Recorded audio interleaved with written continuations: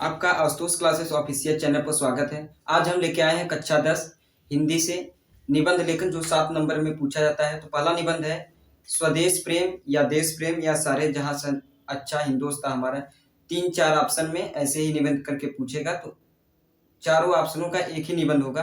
तो ये होगा जैसे स्वदेश प्रेम या देश प्रेम करके भी दे सकता है, या सारे जहां से हिंदुस्तान हमारा ये भी करके दे सकता है, और भी करके दे सकता है, यानी देश प्रेम से रिलेटेड ही वह रहेगा। ठीक, तो निबंध लेखन कक्षा 10 जो 7 नंबर में यह पूछा जाता है। तो पहला हेडिंग हम डालेंगे प्रस्तावना।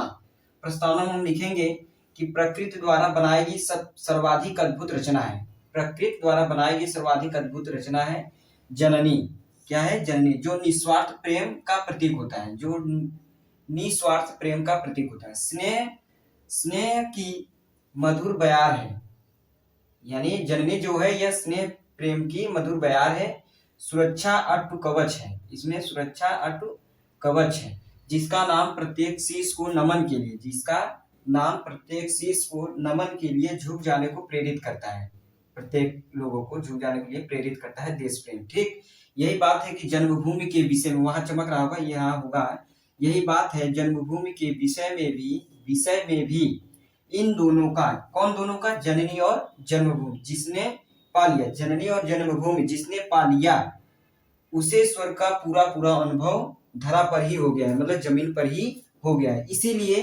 इसलिए जननी, यानी इसलिए जननी और जन्मभूमि, जननी और जन्मभूमि की महिमा को स्वर्ग से ही बढ़कर बताया गया है। अब आपका है देश प्रेम की स्वाभाविकता।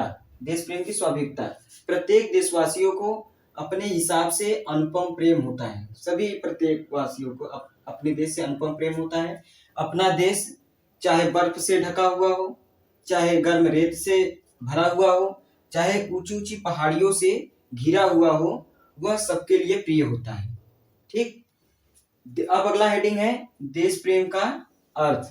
देश प्रेम का अर्थ, देश में रहने वाले जड़ चेतन सभी से प्रेम, महलों तथा संस्थानों से प्रेम, वेशभूषा से प्रेम, देश के सभी धर्मों, मतों, भूमि, पर्वत, नदी, वन इत्यादि सभी से प्रेम और अपनत्व रखना, उन सब के प्रति अनुभूति करना ही देश प्रेम का अर्थ कहलाता है।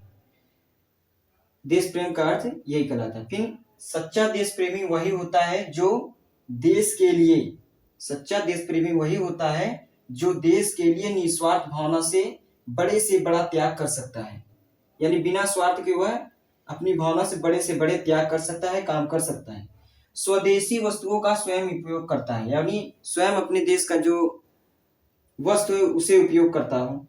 दूसरों को उपयोग करने के लिए भी वह प्रेरित करता हूँ, कहा ये अपने देश का सामान है, यह उपयोग करो। इसलिए यहाँ कहा गया है ना कि स्वदेशी यानी अपने देश वस्तुओं का स्वयं उपयोग करता है और दूसरों को उनके उपयोग के लिए प्रेरित भी करता है। यानी सच्चा देशभक्त उत्साही, सत्यवादी और कर्तव्य की भावना से प्रेरित होता है। तो कुल मिलाकर यही अर्थ होता है देश प्रेम का। ठीक है, अगला हेडिंग है देश प्रेम का क्षेत्र। देश प्रेम का क्षेत्र अत्यंत व्यापक है। जीवन के किसी भी क्षेत्र में काम करने वाला व्यक्ति देशभक्ति की भावना प्रदर्शित कर सकता है, दिखा सकता है। जैसे समाज सुधारक समाज का नवनिर्माण करके देशभक्ति की भावना को दिखा सकता है, प्रदर्शित कर सकता है। ठीक है, तो राजनेता राष्ट्र के उत्थान का मार्ग प्रशस्त कर देशभक्ति की भावना को दिखा सकता है, प्रदर्शित कर सकता है। उसी तरह साहित्यकार राष्ट्रीय चेतना और जन जागरण का स्वर फूंक कर इत्यादि सभी देशभक्ति की भावना को प्रदर्शित कर सकते हैं। संक्षेप में हम कहना चाहेंगे कि सभी को अपना कार्य करते हुए देश हित को सर्वोपरि समझना चाहिए, उच्च समझना चाहिए। ये रहा देश प्रेम का क्षेत्र। अब अगली हेडिंग है देश के प्रति कर्तव्य।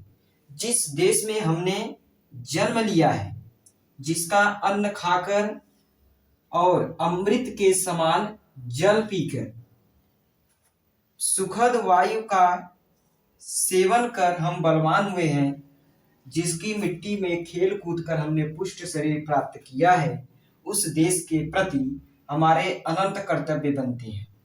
यानी अनंत कर्तव्य है या कर्तव्य बनते हैं। यह सब करने पर भी जन्मभूमि या अपने देश के ऋण से हम कभी भी उऋण नहीं हो सकते। ये रहा देश के प्रति कर्तव्य हमारा। अब अगला हेडिंग है उपसंहार। क्या है? उपसंहार। इस विषय का तात्पर्य यह है कि आज हमारे नागरिकों में देश प्रेम की भावना अत्यंत दुर्लभ होती जा रही है। नई पीढ़ी का विदेशों से आयातित वस्तुओं और संस्कृतियों के प्रति अंधाधुंध मोह है। यानी नई पीढ़ी, अब की जो नई पीढ़ी आ रही है, विदेशों से वस्तुएं ज्यादा पसंद करते हैं, उनकी संस्कृतियों से, यानी उनके प्रति अंधाधुंध मोह माया लगा हुआ है। स्वदेश के यानी अपने देश के बजाय विदेश में जाकर, अपने देश के बजाय विदेश में जाकर सेवाएं अर्पित करने के सजीले सपने वास्तव में चिंता का विषय बना हुआ है, यानी चिंताजनक है। अब मात्र उपदेश या अतीत गुणगान से वह प्रेम उत्पन्न नहीं हो सकता। हमें अपने राष्ट्र की दशा व छवि अनिवार्य रूप से सुधारनी होगी। ठीक है, तो ये रहा निबंध देश प्रेम का। वीडियो कैसी लगी हो तो वीडियो अच्छी लगी तो वीडियो को लाइक करें, शेयर करें, कमेंट करें। अगर चैनल पर नए हो तो चैनल को प्लीज सब्सक्राइब करें। तब तक के लिए नेक्स्ट वीडियो मिलते हैं। धन्यवाद।